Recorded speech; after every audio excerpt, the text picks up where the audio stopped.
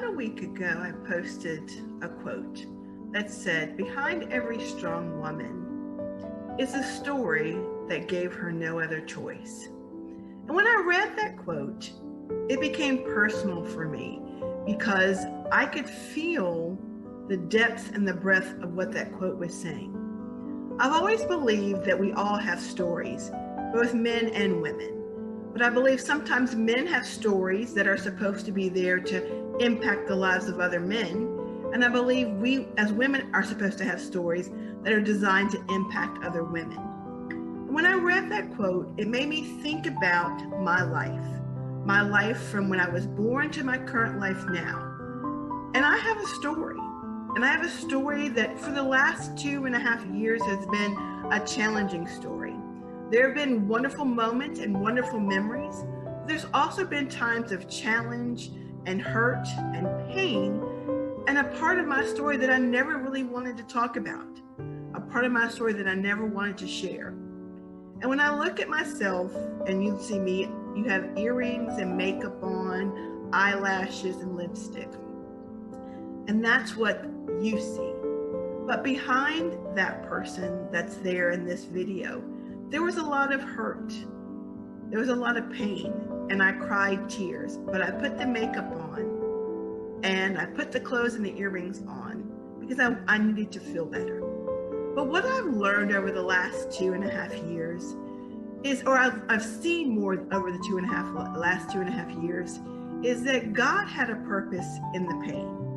That God designs our life to show the joys and the happiness and the good times. And God He also understands that there's going to be times of challenge and trials. And so I've learned over those last 2 years several important lessons. One, we all have a story. And that oftentimes our story, which are the things that happen in our life, the experiences, be them good and bad, they happen in our life because there's someone or somebody, some groups of people that need to hear our story.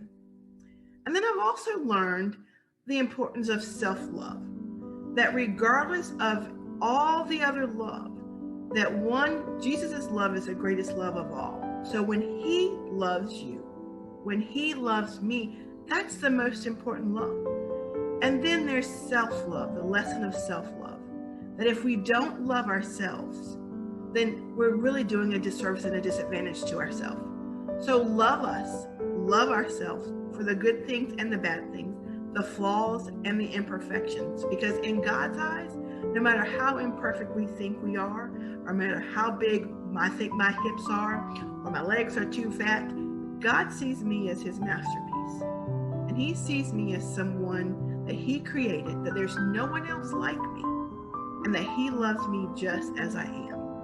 So throughout these last years, as hard as life has been in some situations, which is a part of my story, I know that God may not have made it happen, but he allowed it to happen so that I then could become a better person, and I could share my story, and I could help to change somebody else's life. Because I don't believe we go through the things that we go through to keep them to ourselves. I believe we go through the challenges, the good and the bad, the trials and the tribulations, to really be able to turn around and tell somebody else, I made it, you can too. So I encourage you, life is short and life is precious. And we're seeing people that we love and care about not be here for long. So I encourage you, enjoy the life that God has given you. Take advantage of all the things that he's doing for you, not only for you, but in you, with you, and through you. And look at your life as a story and see, how can all the things that have happened to you, how can you turn around and share those things with other people? And how can you either, one, help change a life, or two, help save a life? That's a moment with Michelle. I encourage you, please take some time.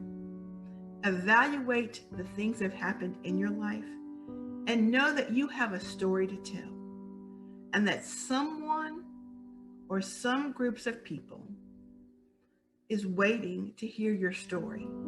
because all that you've been through is not in vain, and that God allowed it because he needs you to tell somebody your story and know that your story can either change their life or save their life. So please start writing your story because somebody needs to hear it.